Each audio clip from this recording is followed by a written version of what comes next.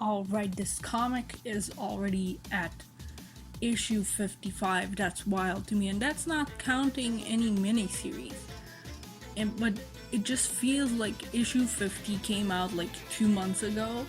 But no, it's been longer than that, and we're already at 55. So we're basically on the road to 100. It's still a ways to go, but we've passed the halfway threshold. So that's just wild to me. Once again, this cover has a Sonic Prime advertisement on it, and that's also wild that that's coming out. Well, when I post this, it's gonna be coming out the next day. Like it feels like the trailer, and I was like, oh man, 15th of December, that's in like over a month. And now it's just like, as of recording, it's just 5 days away, and as of posting, it's just gonna be 24 hours away. That's wild.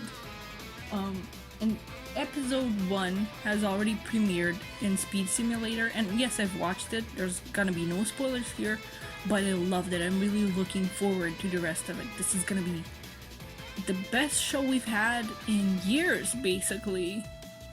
Maybe even, well, if you don't count like the YouTube shorts. And since Sonic X is a mixed bag, it's gonna be like decades since we've had a show this good, I think. Like, out of the more like non-episodic ones, because Sonic Boom was good in some points, but it was like a comedy show and it was episodic. So like when it comes to something more serious, it's been quite a while since we've had a show like this. But that's enough. This isn't a Sonic Prime video. This is an IDW number 55 video. So let's get moving to the rest of the cover that isn't an advertisement for an awesome new show. But it looks like Tails and Sonic will have to deal with Metal once again. And Eggman is at the top with a gun, while at the bottom Surge is suffering, you know. That's just kind of been her life. My favorite little detail about this is that the background for Metal, Sonic, and Tails and the line that's separating Eggman and Surge is indicative of Starline and his logo. An off-white swoop with a dark line in the middle, like his hair. Though my favorite, like my absolute favorite cover of these is the retail incentive one, which features Surge being tormented by Starline-shaped shadows. Like it's really well composed. I like the placing in it, and I like, you know, the tiny story it tells. But yeah, moving on. Last issue, Surge was like powered down and hurting, and Kid had to like carry her back to Starline's base because he didn't know where else to go. But Surge doesn't remain powered down for long. She's used whatever power the base has left to power herself and the dynamo cage back up. She still refuses to see what Sonic is actually like. She thinks they gotta be ready, that Sonic will be after them as long as they don't do whatever he wants. But all Sonic wants for them is to not go hurting people. They could live their lives in any other way and he wouldn't go after them. But since they want to go and hurt people, and especially go after him and his friends, of course he won't agree with them. And Surge still has Whisper's wisps, like kidnapped and powering her. So, but Surge just still blames him for her and Kid's current existence, and she wants him and his friends to suffer. And it's like, of course, if you act that way, Sonic is gonna go after you. It's not out of a sense of maliciousness, but she doesn't really get that. Sonic and Tails arrive at Starline's base, where Metal Sonic shows up and just immediately gets Sonic. Oh, but it's not just Metal that's here. Eggman arrives with a bunch of egg pawns. He's here for Surge, as we saw him plotting last time, but obviously as soon as Metal saw Sonic, he followed his prime directive and desire to go after him and just kinda left Eggman in the dust for now. Sonic makes it clear he's not giving up on Metal just yet after all. In fact, he knows Metal so well that he could tell he was angry back in Eggman City, like really extra angry. even though to anyone, Metal just looks and acts angry all the time, as a robot modeled to be that way. He stopped a bit for Bell though, and whether that's because Bell is technically another one of Eggman's machines, or if it's something else, remains to be seen. Eggman had been chasing after Tails for a bit, but then focuses on the dynamo cage instead. Surge was hiding up in the rafters, but since Eggman has a radar for the cage, he knew where she was, and that she was there right over him, so she just barely dodges a shot from his laser gun. Oh, careful Surge, that's pretty much what happened to Starline before he died. He went in confident that he could pose a threat to Eggman, only to literally get slammed down by him. There's an awesome fight between Eggman and Surge where he tries to get her with the egg pawns and with rockets, but she fights back with the spike and laser wisp powers and pretty much destroys all the egg pawns that Eggman came in with. She's always left wanting for more power though, and she rips a chaos drive from Eggman's mech, which I'm pretty sure is the first depiction of these that we've seen in a few years. Since this is Eggman's former base, he tries to escape by using his secret access codes to open an escape hatch, confident that Starline wouldn't have known of them. Except, Starline had found them. Ironically, Starline manages to outsmart Eggman for once. He's just a bit too dead to witness it. Eggman is heard screaming out, and Metal Sonic stops in the middle of fighting Sonic and Tails and speeds off to help his master. And whether Eggman is in trouble or not, Sonic and Tails gotta come to go after Surge and try to rescue the Wisps. Metal arrives on the scene along with Sonic and Tails, and since right now Surge is a common enemy, they're both ready to fight her rather than each other, while she's on her own in the meantime, like Kit hasn't been seen so far. She hides back up among the vents and pipes again, and she's pretty rattled that for a moment Sonic and Eggman, the people that she finds responsible for her and Kit's situation, are working together. As much as her us versus the world mentality drives her forward, it also works against her and hinders her. Like, after all, if it's just her and Kit against the world, doesn't that mean that people only want to hurt her? At least that's how things are in her view, which is really like detrimental to her. An inferiority complex rears its ugly head within Surge as she makes it back to Kit, who indeed wasn't anywhere near the battlefield and was instead in the room that they were in previously, I think.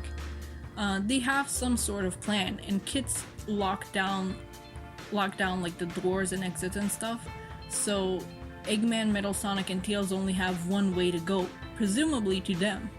Sonic and Tails weigh their options and decide that, yes, they will officially work with Eggman for a little bit to stop Surge. They figure they can accidentally, quote-unquote, break the dynamo cage while fighting her somewhere along the line. As they make their truce official, there's some fun back and forth between Eggman and Sonic, and they're also fully aware that they're walking into a trap. But I wonder if Surge and Kit know how obvious they're being. They are just two inexperienced kids after all, and they tend to think themselves like better than, you know, Sonic and Eggman and everybody else basically. Even though like it's basically, as we saw with Surge, just them, especially her, acting tough to push aside her insecurities. They come into what I believe was Starline's main study. There's tubes here much like the ones Surge and Kit were in. In a couple of them, they're shadowy, barely visible silhouettes, which I think maybe implies failed clones, or maybe failed androids, and worst of all, it could imply like more kidnapped people that were just failed experiments. His documents are here with the Sonic Cycle joke, and with Starline's concept for Surge and Kit, which feature art of their actual real-life concept art for the comic, which I think is really cool. Sonic and Tails are rightfully creeped out, but Eggman is impressed by all that Starline managed to achieve with Surge and Kit. Biomodification, cybernetic augmentation, neural coding. He's perfectly vile here, and I love it. Tails and Sonic know Starline only wanted to be acknowledged by Eggman as a like equal, and Eggman does acknowledge his genius now, but only because Starline is the bested and dead enemy that Eggman defeated. And we finally get our confirmation on what Surge and Kit are. They are indeed kidnapped people that Starline then modified both biologically with the data he had on Sonic and Tails. In Tails' case, he even had the DNA, and they're also cyborgs, which we knew before, but not whether they were clones or just kidnapped people that he just got from somewhere. I do still think that they're kind of bio-modified to be at least partly cloned, because Surge has two tails, like Tails does. So yeah, there's just a lot that's been done to them, and it's all so messed up. They arrive in an area that has even more test tubes, like it's up to the ceiling with test tubes. Sonic calls out for Surge and Kit, and then they come out from among the tubes. He tries to reason with them again that if they just hand over the dynamo cage with the wisps, they won't have to fight and they can all walk away peacefully, well, relatively peacefully. And Surge says that that's not up to them, and then she and Kit come in for a fight. And we end up with this giant awesome panel of everyone entering into battle that I frankly think should be sold as a poster. There's so many panels like this and like covers that I think would do really well being sold as like textless posters. This was an awesome issue, and the next one is looking to be action-packed too.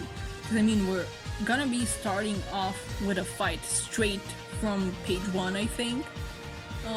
I kind of wish we got to see more of Starline's Spectre that Surge sees as per the retail incentive cover that I mentioned, but that one didn't exactly sell any falsehoods. We saw Surge be haunted by the mindset Starline implanted in her, that Sonic and Eggman are the big two enemies, that everybody's out to hurt her and Kit no matter what unless they step up and defeat them. It's all little whispers of Starline still present within her mind, even if he's not actually showing up as a side effect of the dynamo cage. And I just... It's like, it doesn't bother me that much that we didn't see him this time around, even though he was present in like 2 covers. Because, like I said, his presence is still there. And especially with this issue where we learn just how messed up it all is, that these 2 kids really are kidnapped individuals that he took and experimented on and modified in like every way possible, basically. So that's just remnants of Starline and how messed up he was and how messed up he made them. But yeah, I'm looking forward to this and how they're gonna be getting the wisps back. Are they gonna manage it? Are they gonna get beaten back for a bit? How long until Eggman probably betrays Sonic and Tails, even though they really need to work together against these 2 right now? And like, how's Metal Sonic gonna feel about working with his enemy right now? Like, they worked together back in the Zombot arc, but now it's like not a global issue. So maybe something will come out of that too. Yeah, I really, really like this issue. We've been getting really good stuff this year, and I really look forward to next issue. I already said, and there's just so much stuff to do because there's still Scrapnik Island and we're getting Sonic Prime, and there's so much Sonic goodies, and I still haven't gotten to play Frontiers, so that's coming up as well. But yeah, those are my thoughts and rambles, and see you when I see ya. Bye bye.